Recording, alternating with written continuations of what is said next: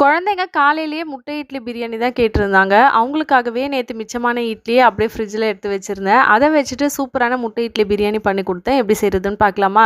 சட்டியில கொஞ்சமா எண்ணெய் சேர்த்து சூடானதுக்கப்புறம் பட்டை, லவங்கம், ஏலக்காய், சோம்பு சேர்த்து பொரிஞ்சதுமே 2 பெரிய வெங்காயம், 3 பச்சை மிளகாவ சேர்த்து நல்லா சாஃப்ட்டா வதக்கிக்கோங்க.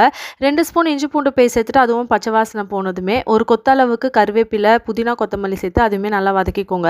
ஒரு பெரிய தக்காளி பழத்தையுமே நல்லா சாஃப்ட்டா வதக்கிக்கோங்க. 1 ஸ்பூன் அளவுக்கு கெட்டியான தயிர் சேர்த்து நல்லா வதக்கிக்கோங்க. இது நல்லா எண்ணெய் பிரிஞ்சு வந்ததுமே 1 spoon chilli powder, 1/2 spoon garam masala, 1/4 spoon அளவுக்கு மஞ்சள் தூள், கொஞ்சமா உப்பு சேர்த்து நல்லா மிக்ஸ் பண்ணிக்கோங்க.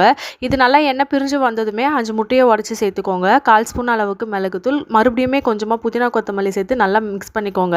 முட்டை ரொம்ப வேகணும்னு அவசியம் கிடையாது. இந்த மாதிரி இருக்கும்போதே நம்ம உதிர்த்து வச்சிருந்த அந்த இட்லியை சேர்த்துட்டு நல்லா மிக்ஸ் பண்ணிட்டு 10லேருந்து 15 நிமிஷம் தம் பண்ணி ஓப்பன் பண்ணி பார்த்தீங்கன்னா உதிரியான டெக்ஸ்சரில் முட்டை பிரியாணி ரெடி. மறக்காமல் ட்ரை பண்ணிங்கன்னா கமெண்ட் பண்ணுங்கள். நாளைக்கு வேற ஒரு ரெசிபியில் சந்திக்கலாம். தேங்க்யூ.